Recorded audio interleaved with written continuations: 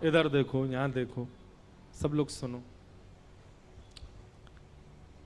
तो हरपाल नाम के एक भक्त थे भगवान के, खूब भजन करते थे, खूब साधना करते थे, नाम जप करते थे, कथा सुनते थे, लेकिन वो ब्याह नहीं कर रहे थे। क्यों? उनकी इच्छा थी कि जैसा मैं भजन करता हूं, जैसी मेरी भक्ति है, जैसा मेरा भाव ठाकुर जी के प्रति है, ऐसी कन्या मिले तो मैं ब्याह करूंगा, नहीं तो जीवन भर ऐसे ही रहूंगा। तभी उनके किसी रिश्तेदार ने आकर के बताया, बोले तेरे लायक कन्या मिल गई मुझको। तो हरपाल जी बोले, क्या क्या गुण है उस कन्या का? बोले उस कन्या ने शर्त रखी है, मैं उसी से ब्याह करूंगी जो रोज 1000 संतों को प्रसाद पवाता हो। हरपाल जी बोले, अब तो मुहूर्त भी नहीं निकलवाना, कल ही ब्याह करवा दो मेरा। ऐसी कन्या से तो मैं बिना मुहूर्त के ब्याह करूं। मुहूर्त उसके संग देखा जाता है जिसके संग यह संकोच हो या फिर यह दुविधा हो कि पता नहीं जीवन कैसा चलेगा। इससे तो मुझे भरोसा है बढ़िया जाएगा मेरा जीवन, इसी से ब्याह करा दो। कन्या ने शर्त रखी, हरपाल जी हम आपसे ब्याह तो कर रहे हैं पर हमारी शर्त मंजूर है ना, रोज 1000 संतों को प्रसाद पवाना पड़ेगा। बोला मैं निश्चित करूंगा, आप ब्याह कर लो। और ब्याह हो गया। हरपाल जी रोज 1000 महात्माओं को प्रसाद पवाते। अब देखो, अगर कोई संकल्प ले ले कि मैं 1000 महात्माओं को प्रसाद पवाऊंगा, अगर 100 महात्मा ज्यादा बढ़ जाएं, 200 महात्मा ज्यादा, उनको मना करेगा क्या? वो तो फिर अपराध बनेगा उससे। प्रसाद पवाने का संकल्प लिया तो जितने आए सबको बैठाने की जिम्मेवारी उसकी। ऐसी कथा में भी होता है, कथा में जितने लोग आए सबका स्वागत होना चाहिए, सबके लिए स्थान पर्याप्त होना चाहिए। कई जगह प्राइवेट कथा करा, हम तो मना कर देते, मत कराओ भैया, आपको अपराध लगेगा। क्यों? वैष्णव को पता चला कि कथा हो रही, वो सुनने आ गया, जगह नहीं मिली या फिर वो बैठ नहीं पाया, तो खाली रहे भले ही स्थान, पर फिर भी स्थान बड़ा रखो ताकि कोई भी आए तो कोई रहे ना कथा से, नहीं तो कथा कराने वाले को अपराध लगता है। वैष्णव बिना सुने चला गया। तो हरपाल जी ने नियम ले लिया, रोज 1000 महात्माओं को भोजन कराते। अब 1000 की जगह कभी कभी 1200 भी हो जाते, 1300 भी हो जाते, 1500 भी हो जाते। लेकिन हरपाल जी करते कुछ नहीं थे, कमाई का कोई जरिया नहीं था, केवल दादा परदादाओं की पुश्त से जो उनके पुश्तैनी धन था उसी को ही खर्च करते जा रहे थे। 1 साल तक बढ़िया चला, 1.5 साल बढ़िया चला, लेकिन 1.5 साल बाद धीरे धीरे धन खत्म होने लगा। जैसे ही धन खत्म होने लगा, हरपाल जी बड़ी चिंता में आ गए, क्या करें। पत्नी को नहीं बताते थे। क्यों? बोले इससे तो शर्त लगी, इसको क्यों बताऊं अपना दुख, इससे तो शर्त मेरी यही शर्त थी कि रोज 1000 संतों को भोजन कराना। तो हरपाल जी ने बाहर जाते और दुकानदारों के यहां से जाकर के कर्जा लेने लगे। वो पुराने संपन्न थे तो किसी ने कर्जा देने से मना भी नहीं किया, सब देने लगे, बोले ले जा। इतना कर्जा कर लिया, 6-7 महीने तक कर्जे में भी उनके संत सेवा बंद नहीं हुई। 6-7 महीने बाद मांगने वालों ने मांगना शुरू किया, बोले हमारा दो, हमारा दो, हमारा दो। किसी का नहीं दे पाए तो पूरे नगर में ये हो गया कि भैया हरपाल जी अब पहले जैसी स्थिति में नहीं है, कर्जा इनको देना बंद करो, ये देते ही नहीं है पैसा लौटा करके। सब बिगड़ने लगा, धन नष्ट हो गया, इज्जत चली गई, लेकिन उनकी संत सेवा नहीं रुकी, रोज संत सेवा करते। एक दिन मन में विचार करने लगे, अब क्या करूं, अब तो मुझे कोई कर्जा भी नहीं देता, गहने भी सारे बिक गए, धन भी सारा खत्म हो गया। तो हरपाल जी ने मन बनाया कि मैं चोरी करूंगा, और चोरी करके ठाकुर जी, आप लोग मत करना ऐसा, चोरी करूंगा। हरपाल जी चोरी करने जाने लगे, लेकिन हरपाल जी का नियम था कि वो किसी के धन की चोरी नहीं करते थे। संपन्न लोगों के घर में जाते थे और उनकी रसोई घर की सामग्री चुरा लाते थे, चीनी, दाल, आटा, चावल, मूंग, नमक, मिर्च, ताकि भंडारा हो जाए सवेरे। इस प्रकार महाराज चोरी होने लगी। एक घर की हुई, दो घर, अब तो हल्ला होने लगा। बोले कि घरों की सामान राशन चोरी हो जाता है। वो बड़ा विचित्र चोर है, धन नहीं चुराता है, राशन चुरा के भागता है। ऐसी चोरी होने लगी महाराज। अब तो लोगों ने अपने अपने घरों में पहरेदारी शुरू कर दी कि चोरी ना हो। तो हरपाल जी को और दिक्कत होने लगी, क्या करें, कैसे करें। धीरे धीरे हरपाल जी इस स्थिति में आ गए कि अब संपन्न लोगों के यहां उन लोगों को ढूंढते जो ना कभी संत सेवा करते ना वैष्णव सेवा करते, और उन लोगों के यहां जाकर के थोड़ा बहुत धन चुरा लेते, स्वर्ण चुरा लेते। करना कुछ नहीं, अपना घर नहीं बनाते थे, बसाते थे, संत सेवा करते थे। ठाकुर जी रीझ गए हरपाल से। ठाकुर जी बोले, देखो ये सब चोरी कर करके और मेरे संतों को पवारा है। ठाकुर जी बोले, इस पर अनुग्रह करने जाना है। भगवान सिंहासन से उठ करके तैयार होने के लिए गए, और बढ़िया महाराज नकली सी मूछ लगा करके, ऊपर सिर पर पाग पहन करके, और थोड़ा पेट सा बाहर निकाल के, गले में खूब सारी जंजीर डाल के, हाथों की हर उंगली में अंगूठी पहन करके, सोने की जूतियां डाल करके, कौंधनी सोने की पहन करके, और एक बैंत समझते, वृद्ध लोग लेकर के चलते, बैंत, सोने का मड़ा हुआ बैंत लेकर के ठाकुर जी तैयार हो गए, एक सेठ जी बन गए। लक्ष्मी भैया ने पूछा, भगवान बड़ा सुंदर स्वरूप धारण किया, कहां जा रहे हो? बोले, अपने एक भक्त से मिलने जा रहे हैं। रुक्मणी जी बोली, मैं भी चलूंगी। भगवान बोले, तुम मत चलो, तुम उसको पहचान नहीं पाओगे, तुमसे अपराध बनी जाएगा। बोले, नहीं नहीं, भक्त दर्शन करने मैं तो जाऊंगी। भगवान बोले, जल्दी तैयार हो जाओ। सब लोग इधर देखो, वहां से कोई सामग्री आ रही है, कथा यहां हो रही है, इधर देखो, और फिर हम आंख बंद कर लेंगे, चाहे आप कहीं देखो। आंख खुली है तो हमको ही देखो। रुक्मणी जी एक सेठानी बन गई, ठाकुर जी सेठ जी बन गए, और दोनों ने मन में विचार किया कि हरपाल जी को दर्शन देना है। और यहां हरपाल जी की स्थिति क्या थी? अब संत सेवा के लिए कहीं से भी धन नहीं मिल रहा था। तो हरपाल जी एक मार्ग पर जाकर के बैठ गए और सोचने लगे, कोई धनवान यहां से निकलेगा तो उसको लूट लूंगा,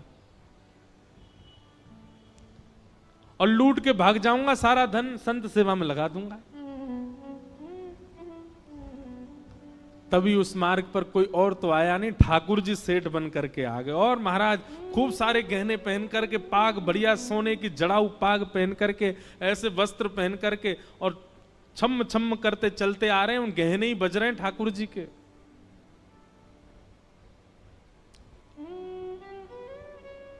हरपाल जी ने जैसे नेत्र खोल करके देखा,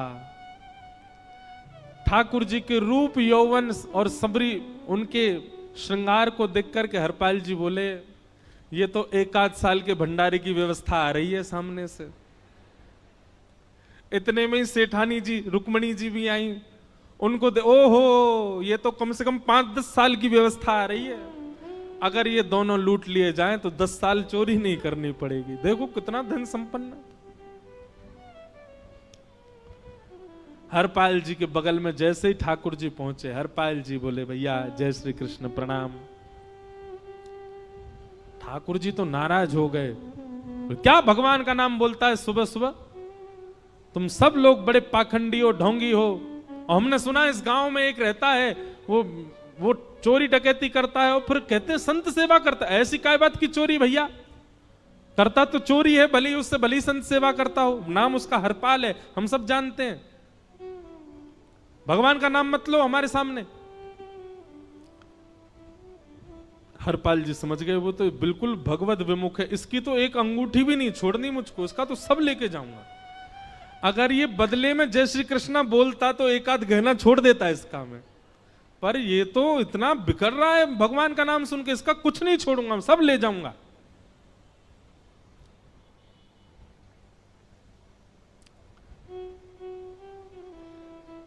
हरपाल जी बोले, हाँ भैया, एक रहता तो है डकैत इस गांव में, और उसका कोई पता नहीं है, वो कभी भी आ जाता है। लेकिन एक मार्ग जंगल में होकर के है, उसमें गांव में नहीं जाना पड़ता। जंगल से गुप्त चुप निकल करके पूरे गांव पार हो जाएंगे, आप शहर पहुंच जाओगे। उसका रास्ता मुझे ही पता है। सेठ जी बोले तो तुम हमको पार करवा दो।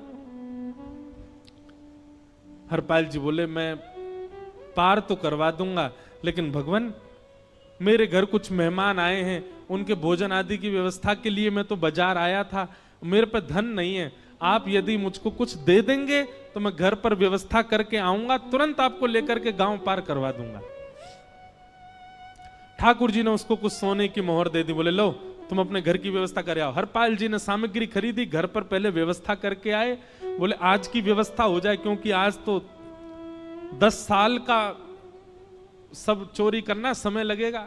पत्नी से कहा भोजन प्रसादी बनाओ, संतों को पवाओ। संत पूछेंगे मैं कहां है, तो कहना कि आप लोगों की 10 साल की व्यवस्था करने गए आज। हरपाल जी लौट करके आए और सेठ जी से कहा आइए आइए चल दीजिए मेरे साथ और हमारे संगी चलना बिल्कुल। ठाकुर जी रुक्मणी जी चलने लगे।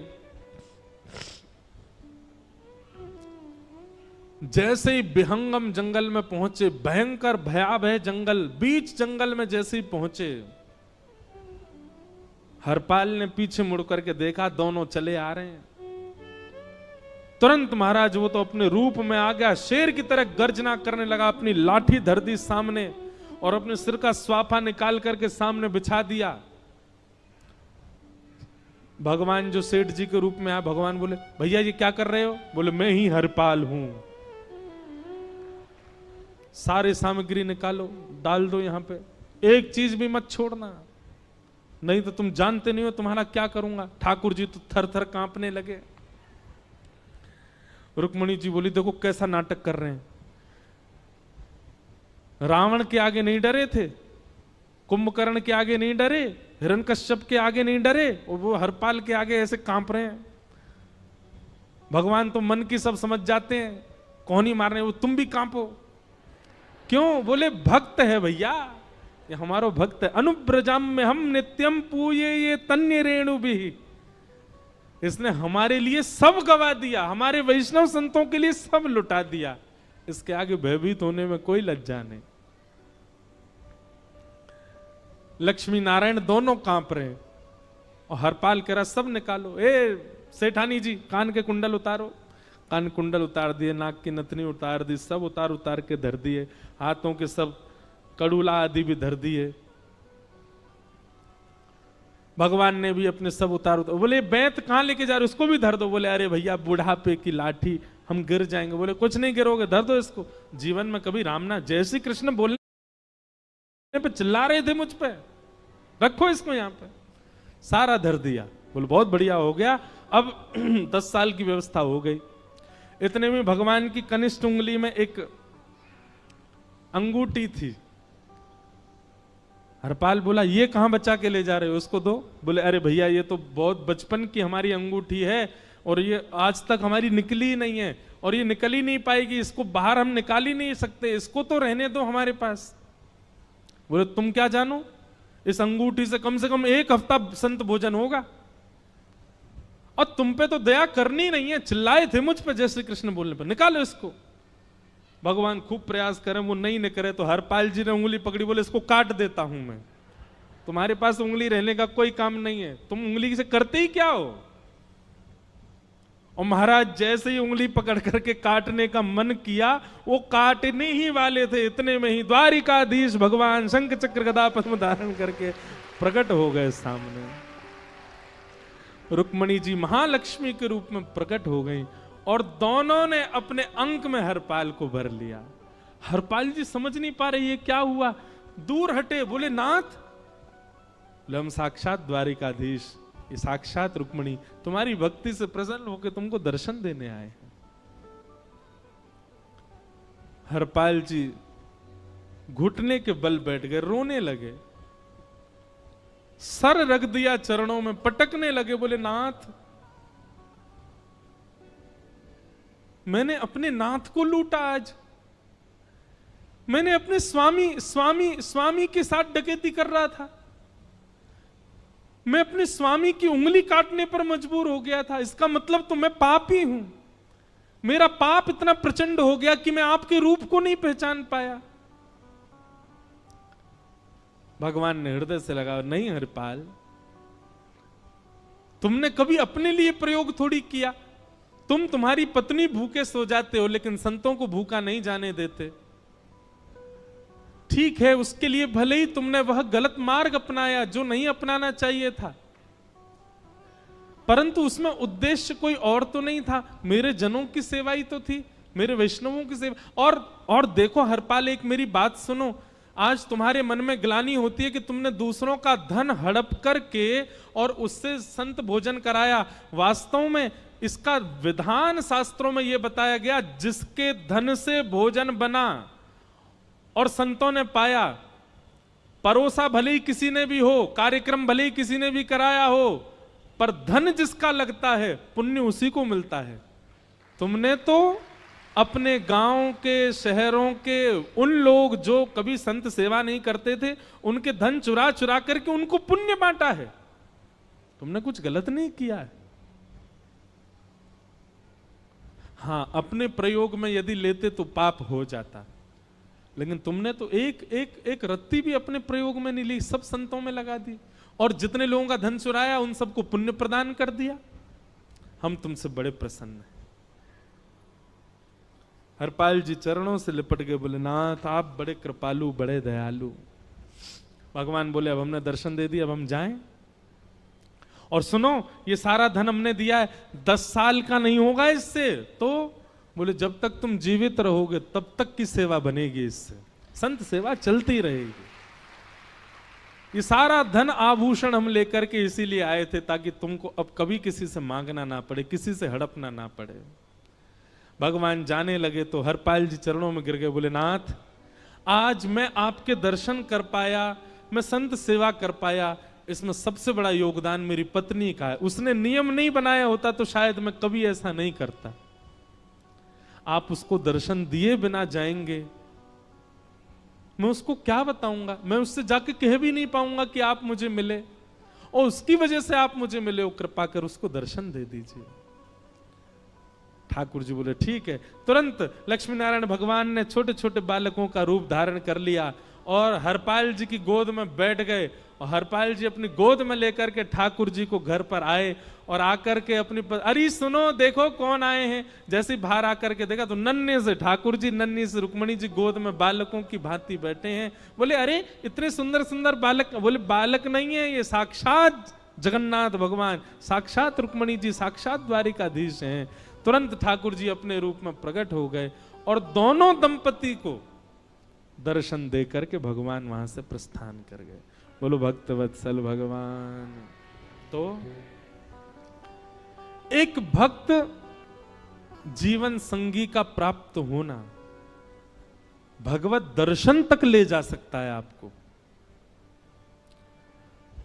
अब जिनके ब्याह हो चुके हैं उनसे तो अब हम कुछ कर नहीं सकते, पर जिनके नहीं हुए हैं संभल जाओ, सुधर जाओ, ठाकुर जी से प्रार्थना करो, और प्रार्थना करके केवल एक ही चीज मांगो, क्या हम गृहस्थी हैं नाथ, यह गृहस्थाश्रम है, हम इसमें आ चुके हैं, अब कृपा करके हमारे जीवन में जो भी आए वो आपका भक्त आए।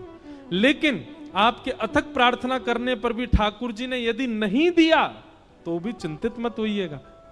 मीराबाई को भी नहीं मिले अनुकूल, करमेती बाई को भी नहीं मिले अनुकूल, सक्कू बाई को भी नहीं मिले अनुकूल पति,